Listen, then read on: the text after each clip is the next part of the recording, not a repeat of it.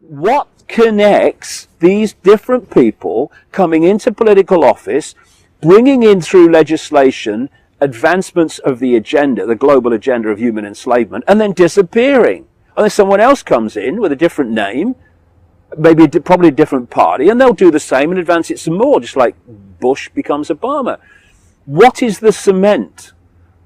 Ask yourself, activists of the left who dismiss this stuff, what is the cement? And it's the force that dictates through these gophers. And that's the force we need to expose and we need to highlight. I think that's what people like me are trying to do. Well, certainly what I'm trying to do is not tell people what to think, but invite people to see that the world can be explained in very different terms to what they've been told all their lives. And if what you're saying has any validity, then it will touch a nerve somewhere. And it's like, I have this this phrase about the control system: they defend the first domino. Because when they have all these dominoes lined up and they push the first one, it pushes all the others down. So what they do is they defend the first domino. So, for instance, they have to suppress and ridicule alternative healing, because if it's shown to work and it's accepted to work, then the next question is, why does it work? And suddenly you've got a whole new explanation for the human body and life, and the whole foundation of pharmaceutical medicine starts to collapse. So they have to defend the first domino. And in so many ways, it's a similar process with this information. Once the first domino falls in people's belief system, then others start to fall in this way. If you can produce information, for instance, that shows people that even one major thing in their life, say 9/11 or climate change that isn't by human cause, is simply not true, and the evidence is convincing enough for them to say, I can see it, it's a lie, that's the first domino gone. Because the next one is, well, what the heck else have I been thinking that isn't true? And so we go. And this is the power of the information in starting that process. Because the last thing I'm trying to do in any area that I'm writing or talking about is to say, that belief system of yours, right, give it me here, okay, we'll put it there, here's another one for you. Yeah. It's not about that, it's about just starting that process of people saying, actually, the world's not like I thought it was. Now, how much unlike I thought it was is it really? And away they go, and people then find their own truth. Because, what is truth? For me, the only certainty is eternity. Everything within that is up for grabs in terms of the way we manifest reality. And so what is truth? It's your truth. It's a truth. The truth, I think, is very simple, that we're all one infinite consciousness, and we're different points of attention within that infinite consciousness. So these people walking past me now have a certain point of attention. I have a certain point of attention. And the way we perceive reality as a result of that point of attention is different. But we're still the same one infinite consciousness, awareness. And for me, what the control system is at its foundation seeking to do, and has done brilliantly, is to focus, limit, and glue in place humanity's point of attention. So we're like that. And this is what the media is doing all the time without knowing it, because their point of attention is being, is your point of attention being glued into place? Yes. Well, you'd make a very good journalist. You'd make a very good banker. You'd make a very good scientist. You make a brilliant politician. And the whole point of what I do is, the reason for it, I guess, is to unglue the point of attention so people can see that there are other alternative ways of viewing themselves and reality.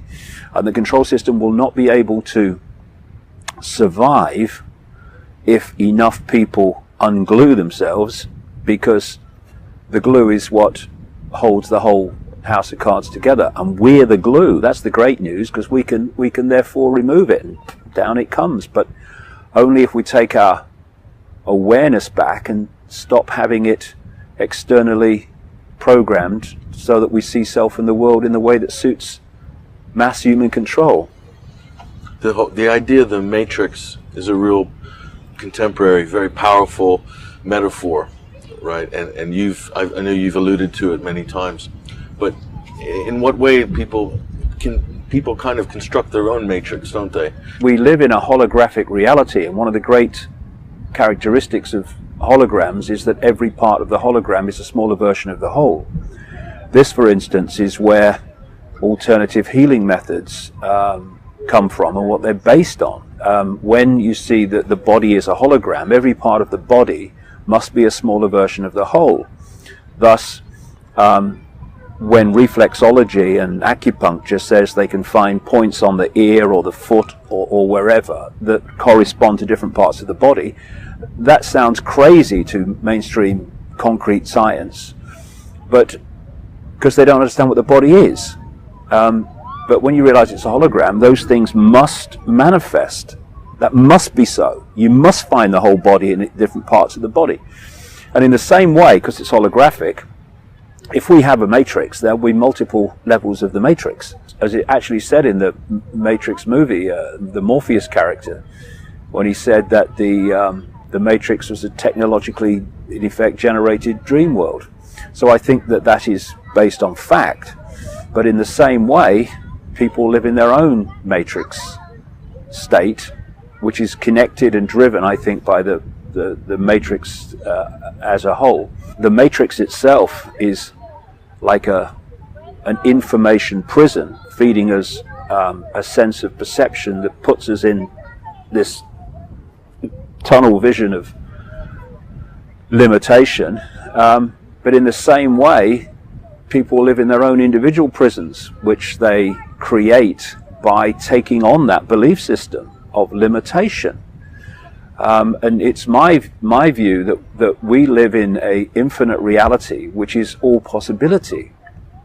And so when you're in a situation of all possibility, then paradox just has to be set aside, because people talk about something, they talk about something that is the all that is, has been, and ever can be.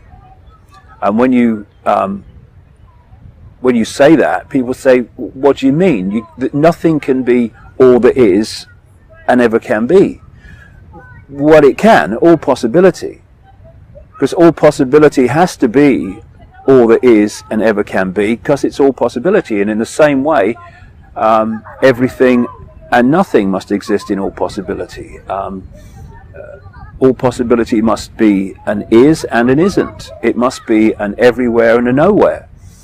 And so we're dealing with this core reality that where all possibility exists, and yet we have become so detached from that, I would say, by manipulated, cold, calculated design, that vast numbers of people in this world believe that all they need to know to understand self and infinity is a book between two covers called a Bible or a Quran or a Talmud. You have a science which is based on I can't, you can't, limitation basically. When you look at the limitation in all areas of human life, this sense of I can't, this sense of little me, this sense of it's not possible, given that that's all happening within what I suggest is infinite possibility, then either humanity is completely bloody stupid in perceiving those limitations in the way that they do, or, and this is what I suggest, they are being manipulated to believe in limitation, because limitation of possibility equals limitation of perception of self and the world. And you know, when you want to enslave billions of people. You cannot have them in a consciousness state that is in an expanded perception of possibility and reality. You have to have them there. Lower their expectations. Yes, and feed them a belief system, which is what? It's a self-censorship system. Self-policing. Yeah, self-policing, self-censorship, self-perpetuating prophecies, and we call these things religion. We call them mainstream science, which is itself a religion. Atheism is a religion. The religions that believe in a God, that's their religion. And then you've got the scientific atheists whose God is there is no God. I mean, it's the same basic blueprint, just with a different name on the door. The new one's consensus reality. That's the new kind of modern religion. Consensus reality. Pop religion, really. Yeah. If everyone believes it, and then it must be true, and you must be wrong because no one else says this, or, you know, it's not on the news. You're right, and you can manipulate that simply by fake opinion polls. You can put out a fake opinion poll that says 80% of people believe this, and a lot of people will believe that because the 80% can't be wrong. And in the end, and this is where I feel the conspiracy research and exposure movement needs to open its mind, is that, you know, we can talk, and we should, about manipulated terrorist events like 9/11 and manipulated wars and manipulated economic crashes, all these things, and we need to know about them. But they are not in and of themselves the origin. They are an expression of the origin of all this. And the origin is the external manipulation of human perception. And you can see it at multiple levels. You can see it in the manipulation of belief in the fact that who we are is our name, our job, our family history, our life story, our income bracket, our color, our religion, and all this stuff, our politics. When we are infinite awareness, having an experience. But then you take it in multiple other areas, like if you can persuade people that 19 hijackers that couldn't fly Cessnas somehow manifested the ability to fly wide-body jets on 9/11, then you can justify invading countries based on a war on terror that actually doesn't exist. So it's a mind game. It's a mind game. Everything is a mind game. We see 9/11 and we see people believing in the official story of 9/11. That's the external expression. But take it back to its core. It is the manipulation of vast numbers of people to believe total crap about 9/11, which as a result gives you the justification of further action which you want, what I call problem, reaction, solution. So what I'm saying, Patrick, is wherever you see the manifestations of this conspiracy in its multiple faceted, interconnected tapestry, when you pull all of them back to their core, they are expressions of manipulation of human perception. It's my view that we have confused what I call body-mind with consciousness, which is simply awareness. It's simply a point of attention. Opening your eyes rather than closing them. It's a point of attention. And your point of attention can be so narrow that it basically only it covers the realm of the five senses. In which case, if you're in that state, then because that you've got no other level that you are connected to in terms of hearing it, being influenced by it, of higher levels of awareness that can see a much bigger picture than this can. You're talking about intuition? Yeah, intuition. Things like this? Yeah, intuition, knowing. All those things are expressions of connection to another level of awareness. all of which can be explained, quote, scientifically. But when you're only basically perceiving everything through the five senses, then you only have the realm of the five senses in terms of information to give you a fix on what's happening in the world, who you are, and all the rest of it. And that five sense information is basically controlled in terms of education, the media, all of it, by these family network controlled corporations that are essentially working to the same agenda of human enslavement. And therefore what's fed to the five sense level is information to program your sense of self and the world so that you will perceive, therefore believe, therefore behave in ways that suit the agenda for human control. It's interesting to me, as I've traveled around the world to, to 50 odd countries, and I see, not least in America and countries like that, this absolute explosion of television channels, right? I mean, you could flick them forever and never come back to the start, it seems, sometimes. And there's a program on this, and there's a channel for this, and there's a fishing channel, and there's a golf channel, how rarely, if ever, do I see a channel or program, even, that is asking the question, what is reality? Where are we? Who are we? Where do we come from? Where do we go? What is this reality? Why are we here? Why are we here? Because they are massive first dominoes. Because once you start asking them, big questions get big answers eventually. So the idea is to suppress that. So you've got science, it's all a cosmic accident, and you're just an accident, and that's what you are, and you've come from oblivion and you go into oblivion. And I'm not a religious person, I just dogmatically believe in that.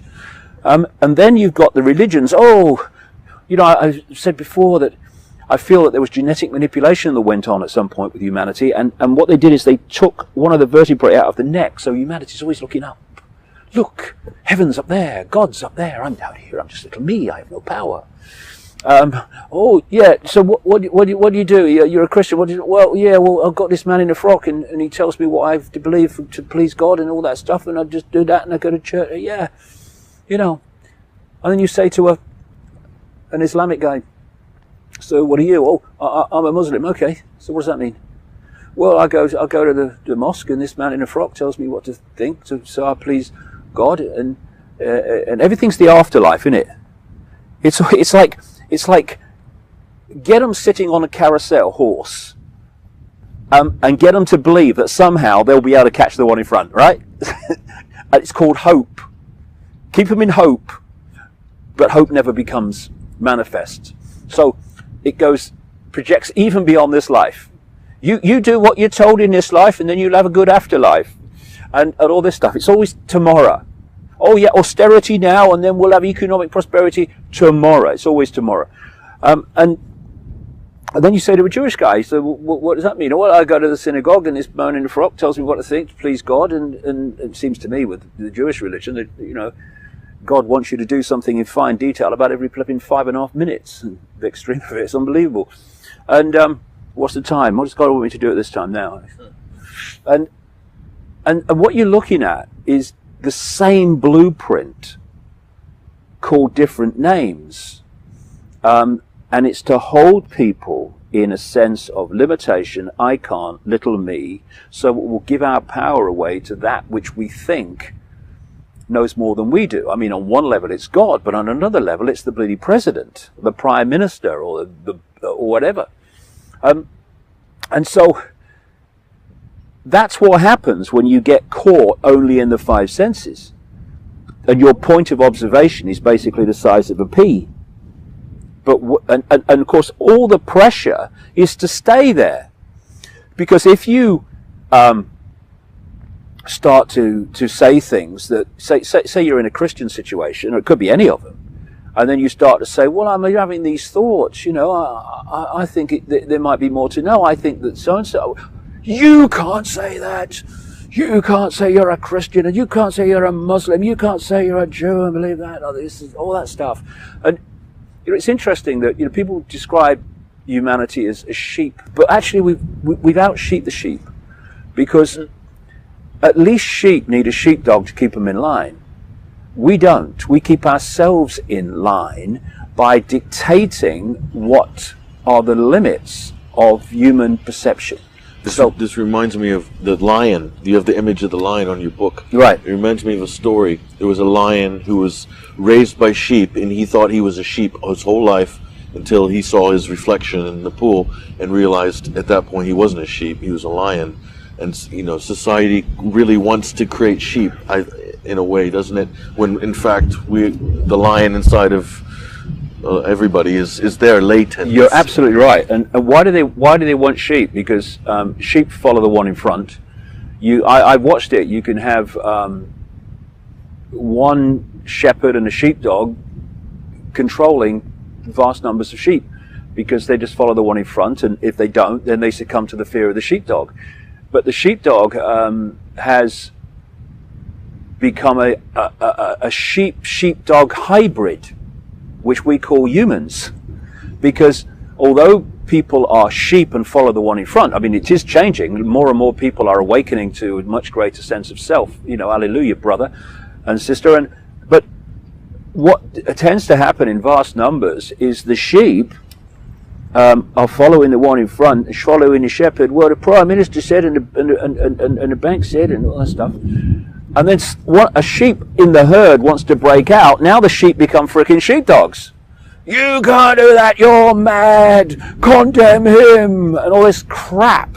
And thus, when there is compared with the global population of 7 billion, when there is a absolute literal, compared with that, handful at the core who are orchestrating this global control system, then you cannot control a population of that size physically.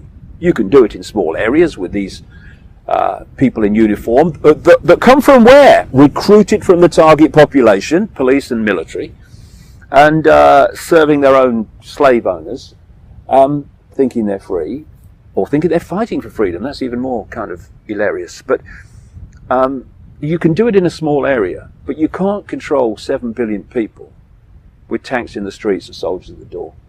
You have to do it two ways. Well, it's a kind of basically two expressions of the same way. You have to so program the population that they keep each other in line.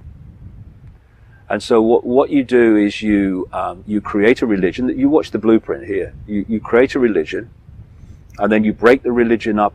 First of all, you play the religion off against other religions, but then what you do is you break the original religion up into warring factions. So the religion is now warring with itself and with other religions, which you have with the Shiites and the Sunni and with the Catholics and the Protestants and all the different subdivisions of that. Quite right. And then you create political parties and you play them off against each other. So, you know, you've got groups of people fighting over which mask on the same face should have power this time, you know, and it's all ludicrous. But and then you have racial conflict and these fault lines of various and many kinds, income bracket conflict, you know, the class struggle, which is just another way of saying divide and rule. All these things are done to have the target population at war with itself, policing itself, and people not looking up and realizing that the strings attached to me are the strings attached to the guy I'm fighting, right? And that's what happens. This is why it's so important. When you open your mind and expand your point of attention, so it's not only in the five senses, then these things become blatantly obvious to you. You can see the connecting dots. You can see how that connects to that, to that collective end. It's so blatant. I mean, you'll know this too. And yet people like that go, it's like my mother used to say, she had this phrase, she looked at me, gone out, which is a great phrase. She looked at me, gone out. It's like, what are you talking about? Conspiracy? There's no conspiracy. No, they wouldn't do that. No, you wouldn't do that. They are doing it all the time. And what I was saying earlier, I'll put this in some kind of context. We have been manipulated to believe, if you like, that we are our spacesuit.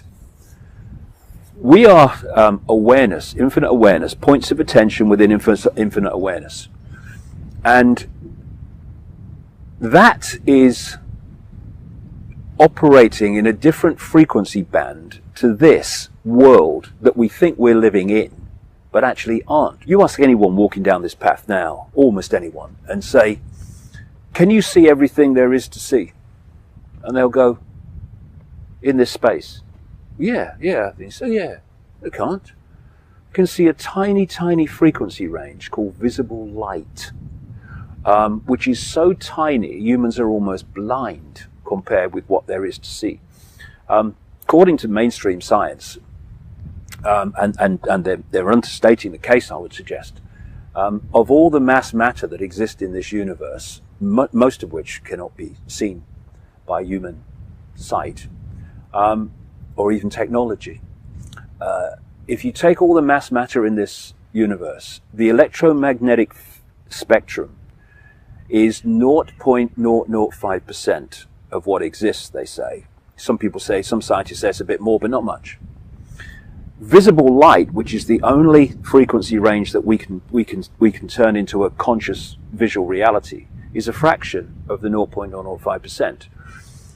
And so all we're seeing is frequency range. And for our point of attention, which is not in this frequency range, it's like having two radio stations. You know, radio 1 and 2 will never meet because they're on different frequencies. But what do you do to get one of the other? You get a radio and you tune it to this frequency. Now you're getting this frequency, radio 1, you're not getting radio 2. You move the frequency dial to radio 2, now you're getting radio 2, not radio 1. But radio 1 hasn't stopped broadcasting just because you've moved your dial off it. It still exists, just that you're not aware of it because you're now on a different frequency. So the human body, what I call the human body-mind computer, biological computer, is the vehicle which our point of attention employs to interact with this frequency range we call visible light. If I don't know, I've got something in my pocket here, I don't know. Yeah, I've got my keys. My point of awareness, my point of attention, my infinite self could not hold those keys because it's so different in frequency terms to those keys that they just go like that. In fact, they wouldn't even pick them up. So we take on this outer shell we call a body. I say body, mind, biological computer, so, which is resonating within the frequency range we want to interact with. Therefore, I can hold the keys. What the control system's done, which understands this, is got us to self-identify with the vehicle. So one of the chapters in one of my books is headed, I'm not David Icke. I'm not. That's the name for my experience. I am infinite awareness, having that experience. And once you pull people into self-identity with the body as who they are, not as an expression of your experience, but who you are, then you're immediately into limitation. I can't, and little me. What power do I have? What can I do? And all this stuff. And that's the idea. And so we have this, what I call body-mind, which is the human body, which is actually a holographic. The whole thing's holographic. So many scientists are now beginning to see the bloody obvious that this is not solid. It's holographic. It's all an illusion. And you have the mind, which is basically what people call the auric field, the electromagnetic field. Now that is the vehicle for our infinite awareness to experience this reality. And if you are aware of your true self while having this experience, you're in this world physically, illusory physically, through the vehicle, and you're interacting with it. But you've also got this intuitive insight, knowing, all the things that you mentioned earlier, which is feeding you a big picture, bigger picture. So you're in the world, but you're not of it in terms of your point of ultimate observation. What the whole control system is designed to do is to pull our point of attention into the vehicle to such focus that this reality is all we can perceive. And when we do that, it's like this, I would suggest.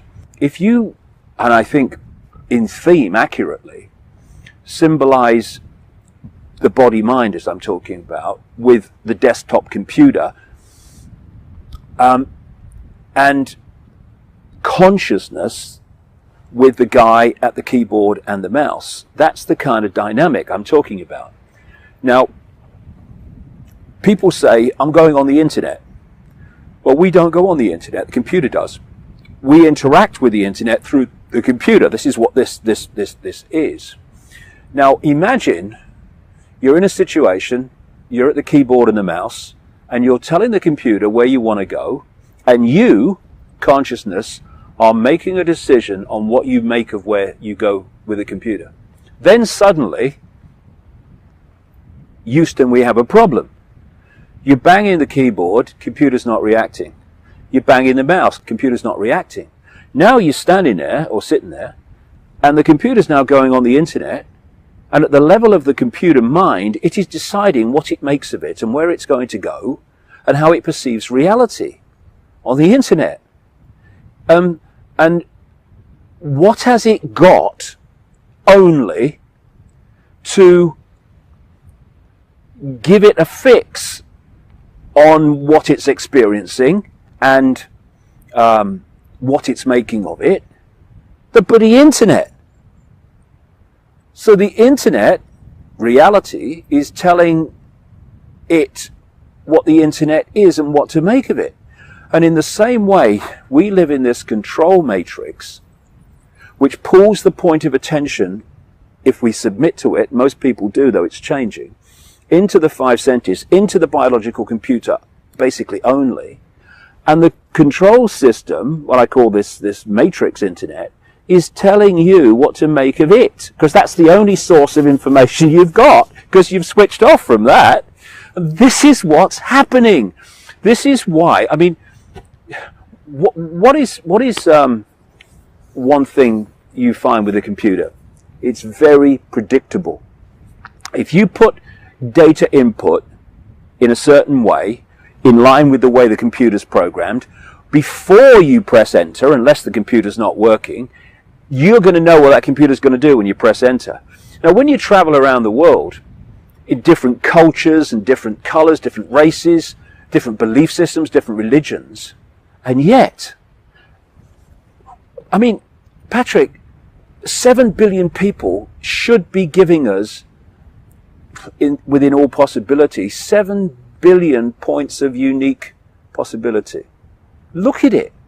You go to all these apparently different places, you see data input, i.e. a situation arises, whatever it may be, and you're standing there and you're waiting for enter to be pressed because you know how they're going to react to that situation. It doesn't matter almost what their background is, what their religion is and all that stuff. You pretty much know how they're going to react. How can that be? When you've got people like Carl Jung, the psychiatrist, and other psychologists and stuff, saying that they can break down the human personality into 12 major archetypes and combinations of them and stuff. How can you do that with all possibility? You can't. But what can you do it with? Computer programs. Because so much of what we call human personality is actually playing through the biological computer system. This has creeped in, what you're talking about, an exact replica of this has creeped into politics and into Exactly. in their last few decades, and it's what is called, it's the Tina principle. There is no alternative. We must have austerity. There is no alternative. We must have nuclear power. There is no alternative. This is the only way to do it. There's no other way to do it, so we have to do it this way. This has become an overriding trend, and people have taken this on board. Yes, they have. I think. Manipulation of consensus, as they once called it. It's a dangerous thing to take on board because it blocks off Yes. all possibility. Exactly. That's exactly right. And the reason we're now seeing it so blatantly is that this has been going on for so long that the programming has got more and more limited. I mean, you know, the program was once wider, and they've picked off and picked it off and picked it off, and now they're pulling politics. The American Democrats and Republicans are standing on the same postage stamp. The only difference is rhetoric, and that's even becoming less. I call it Chelsea and Man United. Yeah, and look in this country, Patrick, in Britain, we've got David Cameron, the Prime Minister, conservative. He's from the right. And all he is a face transplant of Tony Blair, who represented the Labour Party that was supposed to be on the left. Once again, they're on the same bloody postage stamp. But you see, people are starting to see this. This is why the numbers of people in elections around the world, voting in elections, are falling. It's because they're starting to realise, as someone brilliantly said in America years ago, it doesn't matter who you vote for, the government still gets in. And it's this secret government that actually controls both sides in elections. So whoever's in, they are in, and their agenda continues. And we've had this wonderful, well, not wonderful, but from an example point of view, because it's so in your face, this wonderful example of Barack Obama. How many people in political history could have claimed during an election campaign, or two of them, with McCain and Clinton, to have been so different to what he was wanting to follow and replace? Change. Never actually said what that change was, of course, because once you get into detail, then you're in trouble. So keep it on the level of change, and then people will project on you their version of what they think you mean. Good for votes. And yet he's gone in and been Bush on steroids, going in the same direction. And it's been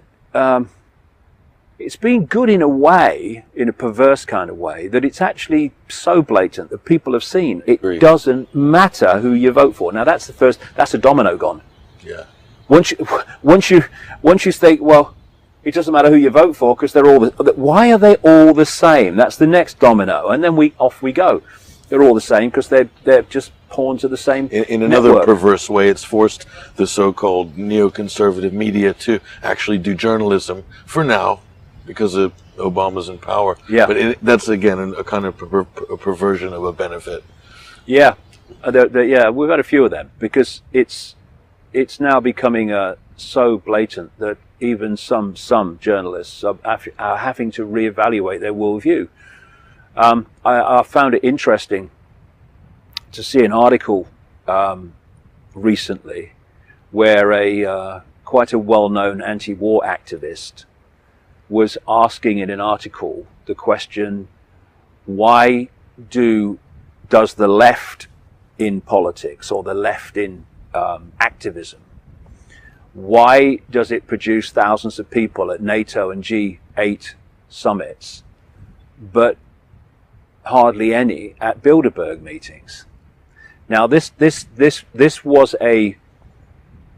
was an important moment in many ways, because it was an example again in the area of the left that perception is beginning to move, and it's very difficult for the left, because to encompass the fact that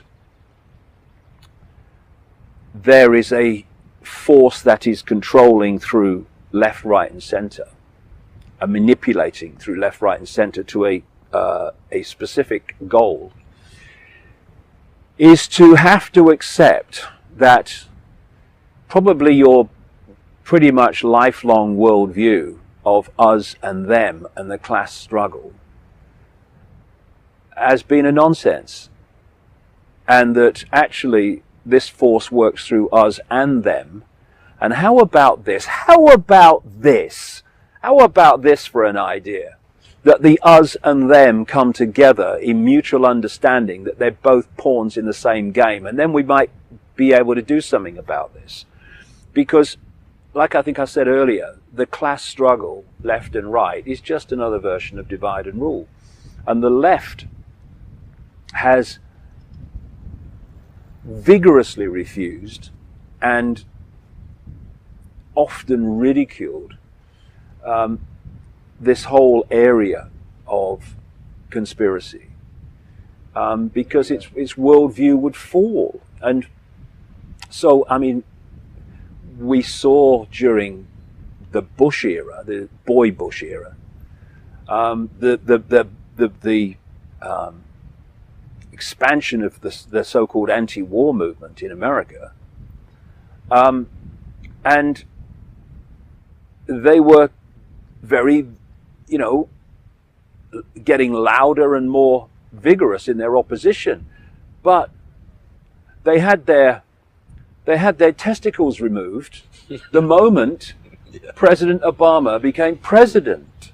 And yet he's Bush on steroids, and where's the anti-war movement? And they had their brain removed at 9/11 because they still believed the official explanation of 9/11, so therefore they support the invasion of Afghanistan, and there's the dominoes. When you do any level of research, ridiculous worldview of the left is different to the right. Not when you get to the point of control, it isn't. And so, so I was in New York late in 2011 speaking, and I spent 3 days at the Occupy protest, Wall Street Occupy protest in the park. I got there the day that they'd thrown them out, and then they were letting them in the next day on different terms. And there were some people there that did realize that there is a global conspiracy and it works through left as much as right. But the vast majority that I talked to were still fighting the left-right, us and them illusion. And if that goes on, then the Occupy protests will, go nowhere. For a simple reason, Patrick. If you do not know the rules of the game you're playing, the game will play you. And this is why it is so important to realize where the controlling point of control really is. Now, people who go to NATO summits to protest and people that go to G8 summits to protest, they've gone a little bit further. They are realizing there is some kind of coordination. But and even if you go to the Bilderberg meetings to protest, which is another big step forward in your seeing that there is global coordination in a very, very detailed way. But even at Bilderberg meetings, you're still challenging the oil rags, not the engineers, to a large extent. The politicians turn up, the prime minister, the ministers turn up, the head of NATO turns up, and the bankers turn up, and all the rest of it. But they're still, although it's much further forward and needs exposing, good luck to everyone who goes and does that. Congratulations, thanks very much, great job. What I think we when we get really streetwise to what's going on, what we need to do in terms of protest, we need to start focusing on the architects. See, if the left knew where the real power center is and the architects around it, then they would be protesting in vast numbers wherever the Queen goes and wherever the royal family goes. Because they're much more than this, but even at this level, they are massive symbols of the global control system and the families behind it. So that's where they would be. They wouldn't be protesting at Parliament against the bloody oil rags, for whom the families, they're just vehicles for the families to get what they want through into legislation and change in society. They're just the middlemen and women, just the gophers. Management class. Yeah, and we really should be focusing on the architects' families that orchestrate through these gophers. Here today, gone tomorrow gophers, I mean, we had a Home Secretary here called Jackie Smith. She was in the Labour Party. And she was a minister, Home Office, Home Secretary, and she brought in these changes, which were very much part of the agenda. Then she disappeared. And now we have this other woman in as Home Secretary from the Conservative Party, and she's taken it on. And then she'll go, and someone else will come in. Now, can we have a look at this? Luke Rukowski in New York, who I like very much what he does in doorstepping not just the politicians, but doorstepping people like Jacob Rothschild and Henry Kissinger and people like that, and put with a camera and putting questions to them that the mainstream media wouldn't think of asking, never mind ask, and therefore starting to focus on the architects rather than the oil rigs. And that is what we need to do more of. We need to hassle these people because they're cowards. They're bloody cowards. That's why they get everyone else to do their dirty work for them. This is where we need to go, I would suggest, because not only does it directly challenge them and hassle them, because they need to be hassled. They're trying to bloody enslave the world, our grandchildren, our children, all of it. I think they need some hassle. But at the same time, every time it's done, it exposes them and their part in it. And it's the shadow people we have to put the spotlight on. Shadow government, as it's called by some people. Yes, and that doesn't mean we don't challenge the politicians as well, but it's the families, the bloodline families behind it that we need to hassle. See, you've got now in Israel, and it's such a relief. I think around the fall, autumn of 2011, about 400,000 Israelis were on the streets of Israeli cities campaigning against their economic plight brought in by the Netanyahu government. And you see these extraordinary amounts of money increasing all the time, both officially and under the table, that is transferred from the taxpayers of America via the government to Israel. Unbelievable amounts of money, which is why they've got one of the best militaries in the world, and there are less than 8 million people in this sliver of land that you could basically drive around for in much more than a day. But clearly that money's not going to the people of Israel, because they're on the streets saying, are we working harder and getting less? And what they need to focus on, again using the same points that we're talking about.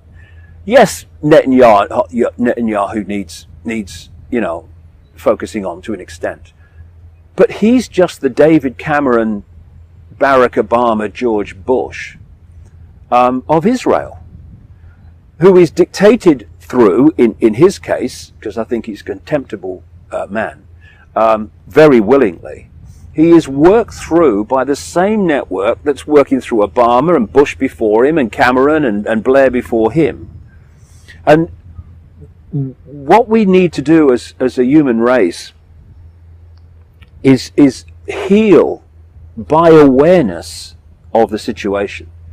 These fault lines of division and divide and rule by the Israeli population outside of the conspiracy, victims of the conspiracy, having common cause with the Palestinians who are victims of the conspiracy, and Americans and Canadians and British having common cause with the Palestinians and the Israelis and what have you, in the realization that we are all, no matter what the little area we live in is called, Israel, United States, whatever, that we're all being herded into Hunger Games-like servitude by the same force. In Israel it's called Netanyahu. America currently it's called Obama. In Britain currently it's called Cameron. But a few years it will be called something else. A few years ago it was called something else. The common factor is the network, the families, and if you're going to bring something down, then you must bring down the common factor that holds it together. On one level, it's the families. On another level, it's people from the target population donning police and military uniforms. Actually, there's not much difference between them now, to impose the will of the control system upon the target population, of which they are examples and members, and they have children and grandchildren that are going to have to live in this world that they are helping to impose. But the greatest thing of all, coming back, Patrick, to what we were talking about a little while ago, is the greatest way that we are enslaved is by giving our power and our sense of perception of self and the world away to these families who impose it upon us by controlling, indeed from the start creating the concept of education as we know it, of politics as we know it, of media as we know it, and religion as we know it, as science as we know it. All these roads eventually lead to these families, and the common theme of all of them is keep people in ignorance of who they are, the nature of reality, and once you've disconnected them from their true self, then program that fragment of self with the sense of self and the world that will suit your control system. So the power's with us. We are holding the house of cards together, and we're doing it with our minds, with our perception of self and the world. And if we change that, the house of cards must come down. Yeah, it's like, when people ask me, what do you do? And I say, I'm a writer. And they say, well, what do you write? And I start naming off, the sort of subject matters I cover. And they say, wow, that's so depressing. How can you do that? How can you look at a global conspiracy and still wake up in the morning with a smile on your face and be a happy person? And I don't know how to explain it to them. So I'd rather be doing nothing else, to be quite frank. You must get that point of view a lot, especially with the material that you're handling and dealing with. I used to, but if people come to one of my events or read one of my books, it always ends on a very positive thing. Because, I guess if you get to the real bottom line of it all, we are infinite awareness, and we are a point of attention with infinite awareness, which we have control over that point of attention. Now that is as bad as it gets. Yeah. And we have this awareness for eternity, because eternity is all that exists. And but it's a stumbling block for a lot of people. It's a hurdle. It is. But when you get it down to that point, whatever's happening is something else is going to happen eventually. We're just dealing with something that we're experiencing now. But the bottom line is, we are eternal consciousness. That's not bad, is it? I'll settle for that. But you're right, in the sense, and you see it across the spectrum. You see it in people who have religious views and non-religious views and all the rest of it, different political views, and they say, oh, it's all negative. And then you go into the New Age arena, where people are, saying, oh, you must let go of fear, and it's fear, that's the problem. And then because over the years, it's kind of starting to change now, but over the years, one of the greatest resistors of this information has been what people call the New Age movement.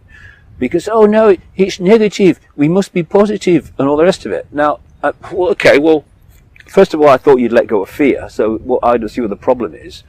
But can someone explain to me how knowledge can ever be negative? Because what is knowledge? It is an expanded awareness of what is and what's happening. How can that ever be negative? We might not like the fact that this information is as it is, but at least now we bloody know, and now we can do something about it if we choose to. We can't do anything about something we're ignorant of. So where's the negative? The greatest negative is not knowledge in whatever form that information takes. It is ignorance. It is ignorance of knowledge, lack of awareness of the situation we find ourselves in, that has got us in deeper and deeper into this situation. And, in so many ways, there are many elements of humanity that simply need to bloody grow up and stop being children in adult bodies, thinking they're mature. Because, what? It's negative. Oh no. What? The exposure of what's going to happen to your children and grandchildren, and you, in the timescale we're dealing with, is negative. What are you talking about?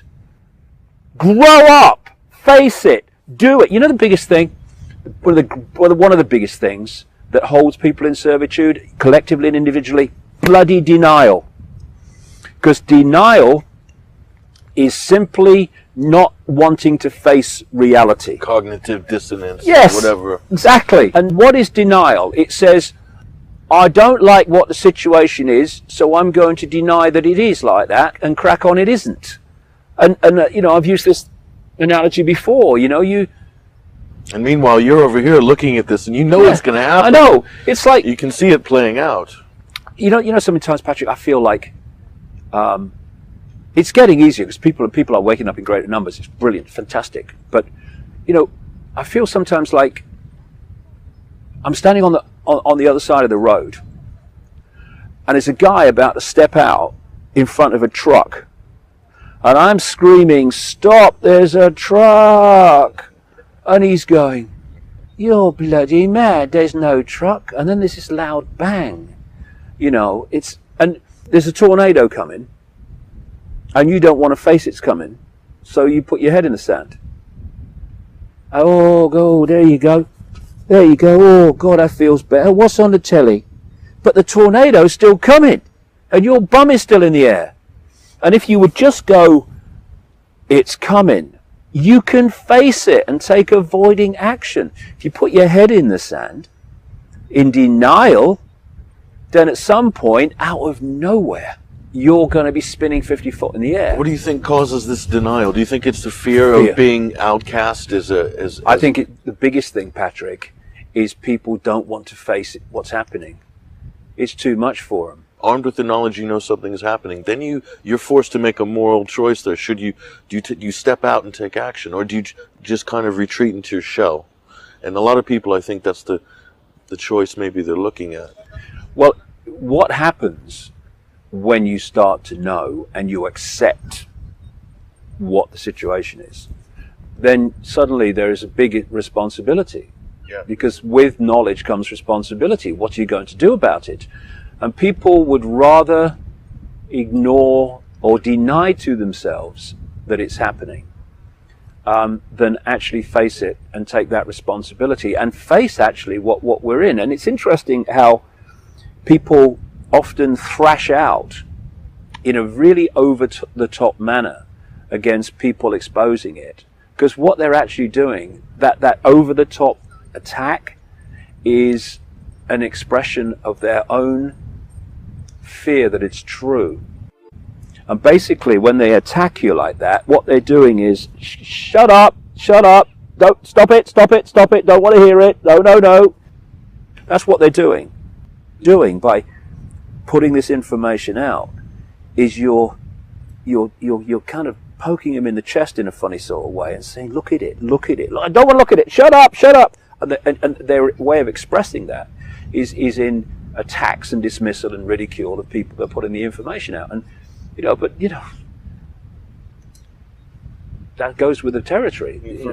From your personal experience, this how do you view the whole thing of public ridicule? Because that's the experience you've gone through and come out the other end, like the tortoise and the hare. You're the tortoise who's gotten massive strides and filling up Wembley Arena. You're selling out tours all over the world. People want to hear what you have to say.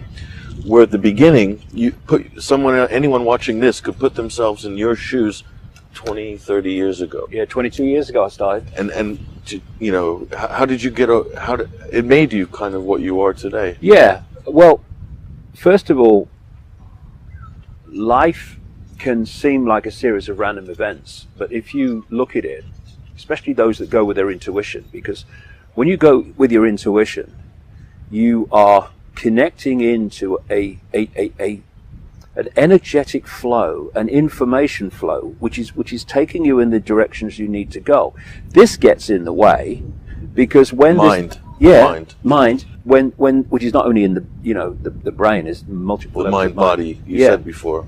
But so this is coming from, and when I say this, I mean the heart vortex that they call in the East chakras, wheels of light. They connect us out into, or have the potential to connect us out into, a much greater point of awareness. And this speaks to us in intuition, in knowing. I just know. What do we do when we say? We don't go, I'm thinking about it, I'm trying to work it out. No, we go, I know. And when you follow that, because it's all I've done in the last 22 years. That's all I've done in 22 years. Just followed your intuition, your feeling from. And whenever this got in the way, sorry, step aside, I'm going with this. And it's worked out magnificently. And in the end, this sees that and comes into connection and harmony with the intuition, with the heart, if you like. And what you think and what you intuitively know become the same thing. And that the war stops. There's a war going on in most people. This is the conflict. Yeah. That's constantly going on in between the mind and what you feel. What are we talking about, Patrick? The conflict between consciousness and the body-mind.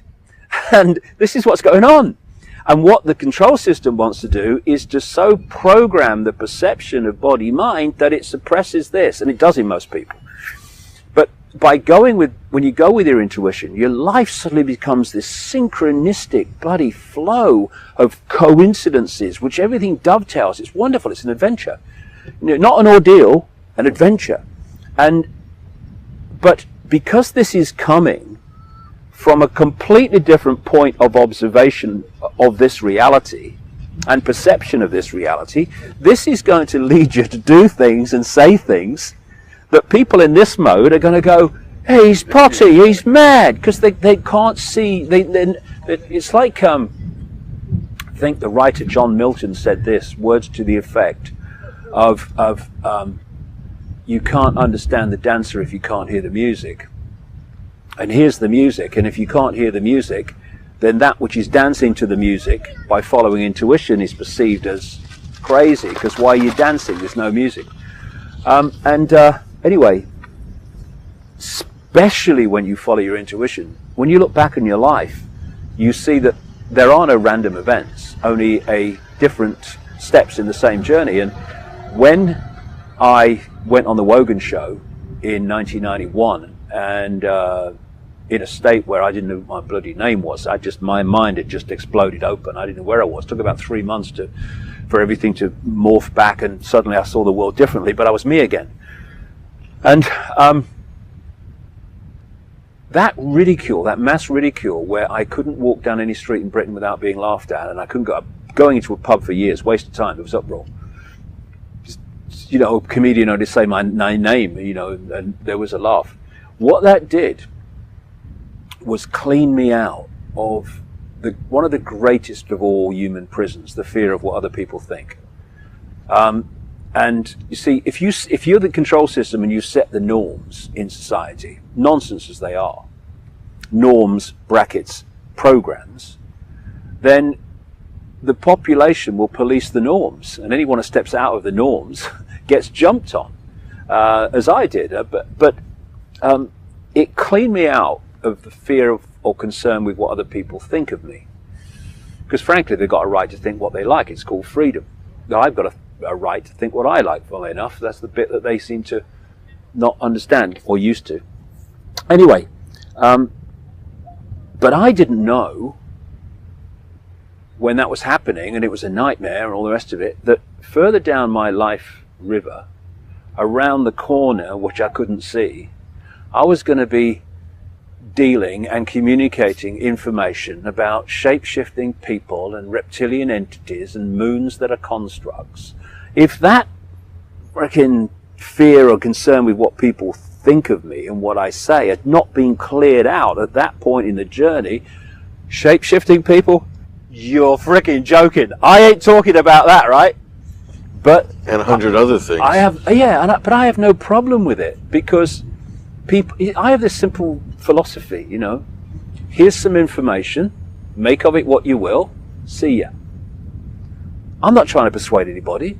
I just believe in it's a simple thing that I think more than anything, it's persuading people, instead of looking through the pinhole, yes, to open the door and see what's going on in the room. All I'm saying to people is, hey, if you dismiss something, this is what happens all the time, you will well know from your work.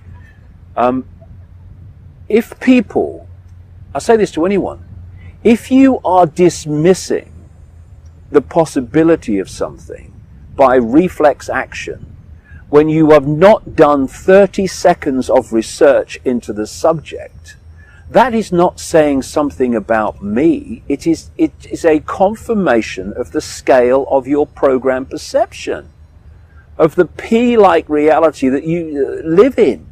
It's saying something about you. This is another thing I think people need to, all of us, when I say people, need to understand. When we open our mouth and say something about someone or whatever, we think we're making a statement about them, but every time we open our mouth or write something, we are making a statement about us. And I remember once, it was really at the height of it, and I was at this university, one of the universities, at least two, in Nottingham, and I was in the Students' Union. It was a Friday night, I think. And they had me as the turn, because they knew they were going to sell a lot of tickets. Not that I got any money from it, but they were going to sell a lot of tickets for people who could come and ridicule us. So I remember walking out, and it's about 800,000 people there. And there was uproar. And it was like 10, 15 minutes, I don't know, before it all kind of really settled down. There were plastic glasses being thrown, beer glasses being thrown at the stage. And I just stood there and waited, didn't say anything. And then it died down to silence, because they just, worked it through. And I said, you think I'm mad, don't you? You think I'm mentally ill? Yeah. Oh! And I said, well, so what does that say about you? You've paid money to come here tonight to ridicule someone you believe to be mentally ill. What does that say about you? Silence. Silence. The realization that in our actions and in our words, we are making statements about us. And the rest of the night, respectfully listened to me. And interestingly, once they started to get out and around that actually I wasn't talking crazy things, the audiences absolutely disappeared. Yeah. And for years, I was paying to speak most of the time. I'd turn up, put the chairs out, no one would sit on them virtually, and then I'd put the chairs back and go home, and that's what it was for ages. But it's a simple, truth that if what you say has validity, and you refuse to be battered into submission and silence, then eventually, if what you say has validity, it will be shown to be so. But you see, a lot of people came to my stuff and are coming to my stuff because of what I previously wrote in relation to what is now happening. Now, if I hadn't wrote that and got all the ridicule for it, this would not be happening. Because I'd say, yeah, I knew this was going to happen. No, you're just saying that. No, 1995, and the truth shall set you free. As you will well know, once the penny drops of what's going on in the world, there's no walking away if you really care. You might want to sometimes for a bit of a rest, but you never do, because you know that something has to be done and you have to keep going. And but when you believe in something, then you need to go for it and not run away or walk away, because you can have an effect by communicating information that has an effect. And we need to not just keep going, we need to up it and up it and up it and up it. And, when I look back at what it was like when I started, I mean, it was a very lonely bloody road. There weren't many people there.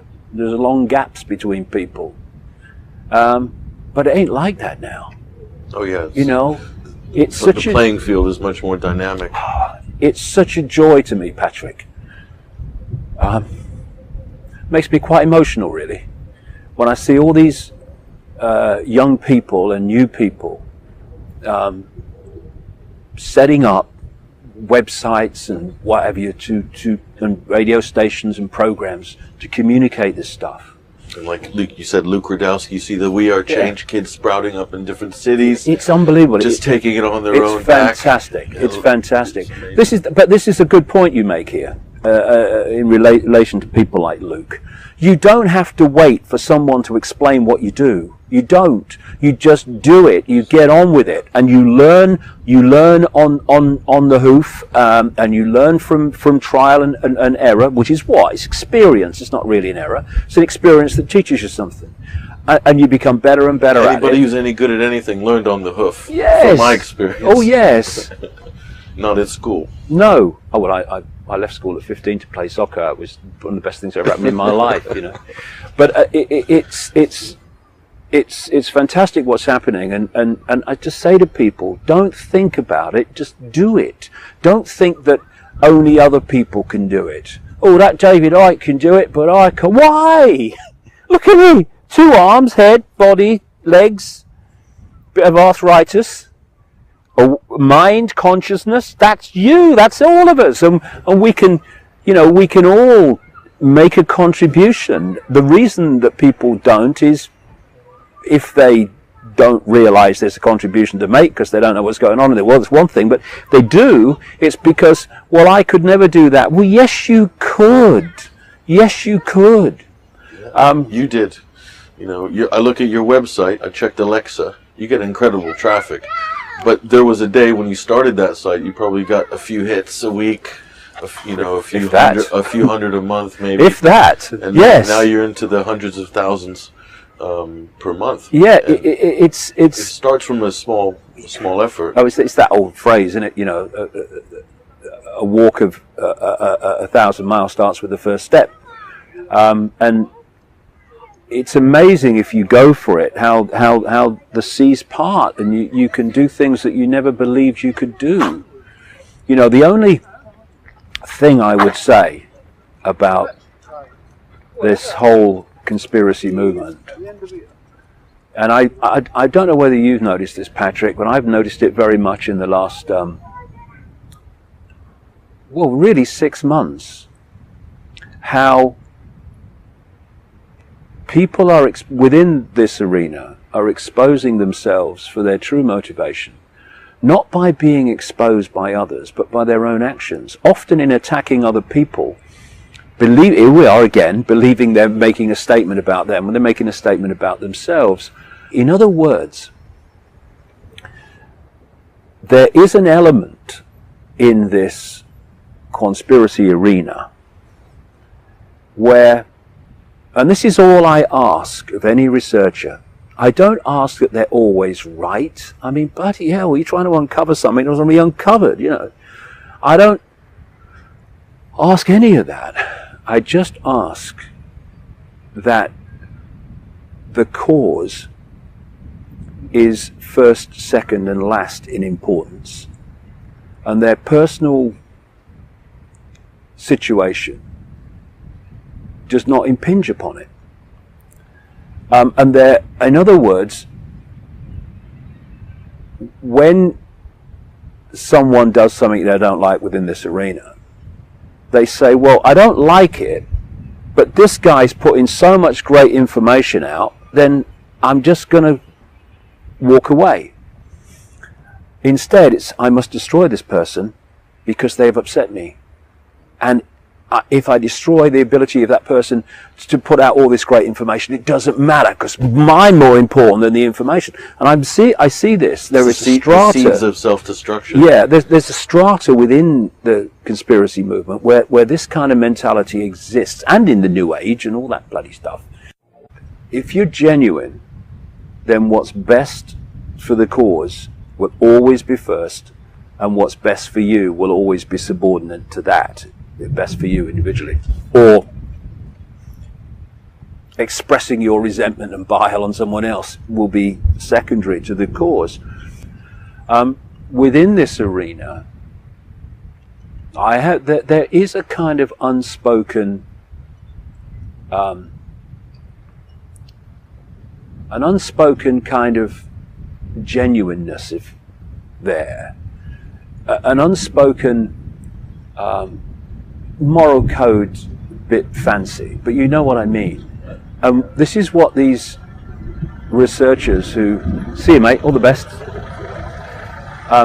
This is what these researchers that do this don't bargain for. They think they're going to damage the target, and this kind of there's a lot of people within this movement. The peanut gallery is very intelligent. Yeah, they have this this code, and they go, you don't shite on fellow researchers like that. Exactly. You don't do it, because you're saying that you're more important than the great work this guy's doing. Don't forget why you're doing it. Don't forget why you're doing it. You've done a lot in your books, in the touring, the live events. Is there anything that you're looking at in the future that there's still a nut that you haven't cracked? One of the things that's exciting about my life is I don't know what's coming next, because I don't know what's coming through here next, intuitively. I mean, we have been putting on events at the Brixton Academy in London every 2 years, because I don't like to go back to a place until I've got a lot more to say. Every 2 years for quite a time now.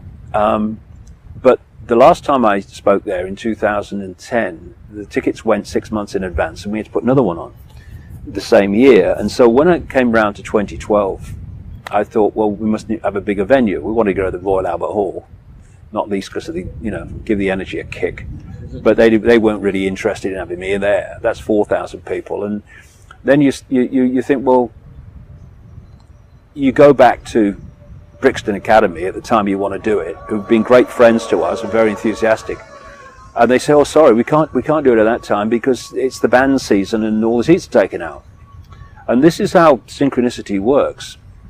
When something doesn't work, then it's pointing you in a direction. It's either saying, no, that's not for you, or it's removing options, so they're pointing you in the direction of an option. And see, in the end, we talk about people need to open their consciousness and expand their consciousness to greater awareness, but that also applies to us. That's how you get greater insight into what's happening and the nature of reality, is by expanding your own consciousness. So your personal journey and that what you're communicating, they are absolutely the same thing. You're your own research and development lab. Exactly that. The last thing we need is someone sitting cross-legged on a mountain saying, I'm there. Anyone who thinks they're there within all possibility is confirming they ain't. So it's a constant process of expanding your awareness, getting greater insight, and then communicating it. And about 3 weeks ago now, as we speak, I came back from Peru. I've been 2 weeks in Peru. And that, for me, in my experience, is the most powerful, energetically, the most powerful land in the world. You could tune into a frequency there is much stronger than here, for instance? Yes, it expands your consciousness. If you are able to access at that level, when I say access, I mean tune into it at that level. If you tune into Peru at another level, it won't do anything for you. Is that something you feel physically, or is that something you feel mentally, or when you're in Peru? You feel it. You feel it in your awareness, in your insight, in your energetic field, which is where it's all coming from anyway. See, the thing is, when people go to a certain spot, what they see is a piece of land. They might see a standing stone circle, or they might see some ancient Inca site, and they see stones piled on top of each other. But that's only the holographic, decoded, illusory physical level of it. What it is an electromagnetic field, and our auric field is an electromagnetic field, and they can tune into each other and be influenced. It's like you can post on the internet and you can take information from the internet. And thus, if you can sync with these electromagnetic fields in these particular places, they can massively expand your awareness, because they can, like everything, they contain information. It's like a massive wireless internet that we're living in this universe. It's like tapping into a new network. Yes, exactly. And all I can say is, in 1991, my mind smashed open so dramatically and so fast in Peru that when I came back to England, I went on the Wogan show, and it's like my mind was so full of information, concepts, insights, and it's like still processing. Still processing it, and thinking, what the heck's happening? What's my name? Where am I? And then after 3 months, when all the ridicule was going, as a result of the Wogan show and stuff, it just went shh. The computer unfroze. And suddenly I'm me again. And people were saying to me, I thought you'd gone mad. You're still the bloke I used to know. Well, I was, but I wasn't, because I was seeing the world in a completely different way. So I went back to Peru, this time with a group, to experience the same places and one or two other places. And I didn't have the one big smash thing like I did in 1991, but I had a series of amazing experiences. And since I've come back, something's happening. People have noticed it in me without me telling them. Something's happening. Something's happening in my mind, in my awareness. Something's moving, something's shifting. And I've just started writing another book. And I'm writing it so fast, and it's coming out of me. And I have quite a bit of experience of sitting at a computer writing. I've never felt anything like this. It's like I am between two worlds. 1 foot in this one, but 1 foot, much bigger stride than before Peru this time, in another world. And where it's heading, I don't know, but it's nice. I think it's heading in the right direction. And I'll be as interested as anyone to find out where it's going, because only this will tell me when I feel it. For instance, if I woke up tomorrow morning and this said, you need to go to India, you need to go to India, I'll be off to India. I mean, I live in a little 1-bedroom flat because I like to live in a 1-bedroom flat. I don't want the big house. I don't want the big car. I don't want all the bloody attention that takes. Oh, look at the garden. I don't want that stuff. I'm doing this for the rest of my life. But another reason that I do is because I want to be able to wake up tomorrow morning, and if this intuition says go somewhere, go here, go there for this length of time, I'm not saying what I'd like to, but my mortgage is so massive I can't. I'm light on my feet. Everything in my life is structured so that I can go anywhere, anytime when this speaks. And that's what I've been doing for 22 years, and it kind of works. This gets in the way. You can't do that, you can't do that. What will your mother say? What will the people down at work say? Whoa, you can't do that, you've got a mortgage. What are you going to do with a cat? Oh. No. Get out of the way. We're going. And what this does, Patrick, and has done now for 22 years, consciously, it's done it before, but I wasn't conscious of it, is it creates, you go into this synchronistic flow, and into it, or you are led to people, personal experiences, documents, books, which are constantly feeding you information that are giving you a wider insight of what's going on in the world. People say to me, where do you go to look for your information? I said, don't look. I've never looked. Synchronicity of life. So it's like some unseen force is handing you pieces in the puzzle, and have been doing for 22 years. It's so blatant and so synchronistic. It's sometimes I go, God, just pinch. Yes, that did just happen. And of course, in your life, you, like everybody, once you get on this path, you start noticing, what a coincidence! What a coincidence! Because you're on the when lots of coincidences start to happen in your life, you know you're starting to get on the path. You recognize the door as well. Yes. You recognize the type of door, the type of handle. You say, "Oh, I know that one. I know that handle." You turn it. Yeah, it's like going through. You're going through a maze. You've got these bloody great hedges. You don't know where you're bloody going, really. But something is, through the synchronicity of life and the coincidences of life, it's saying, no, not down there. No, not down there. Go down there. Nah, no, now right. It's like Morpheus on the phone, to Neo in the office. Get low down now.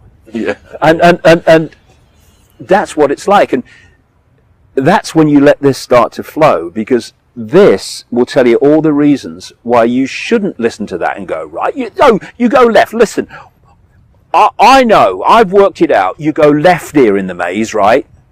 No, straight on, straight on. Straight on. No, left. You know, your mother wants you to go left. You know, she wants you to work in the bank. She's always wanting you to go left. You go left. You go a few strides, long strides. Big hedge. No further. And if you flow with this, you listen. Straight on. Turn right. And if you go with it, you get through the maze. There's no roadmap though to this. There's no roadmap that's laid down for this type of what you're talking about. This is point to point. You don't actually know what's around the corner. No. But you get used to taking that turn. I've used this analogy before. You know, I mentioned it earlier, the river.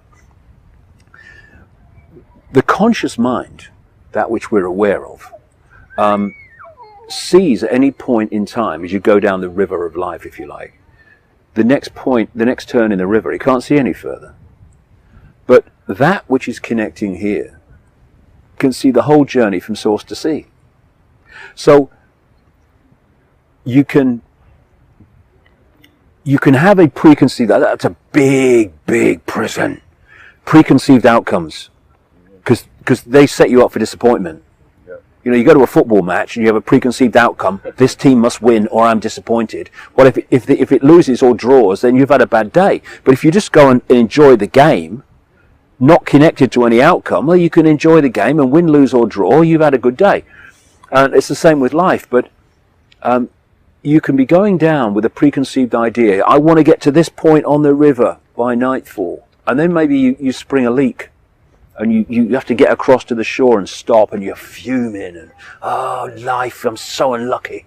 And then someone comes down the bank and goes, hey mate, whoa, you were so lucky. Just behind that bloody bend is a massive bloody whitewater bloody nightmare. Or you can do it another way, which is you're going down the river and intuition says, pull over for the night, pull over for the night, pull over for the night. Oh no, says this. Oh, I want to get to my preconceived destination tonight. Or you go, listen, stop over for the night. Okay, stop over for the night. And this is what's going on all the time. And what can seem like, look at my example with that mass ridicule. What can seem like a disaster at the time is a gift with hindsight, which set me free.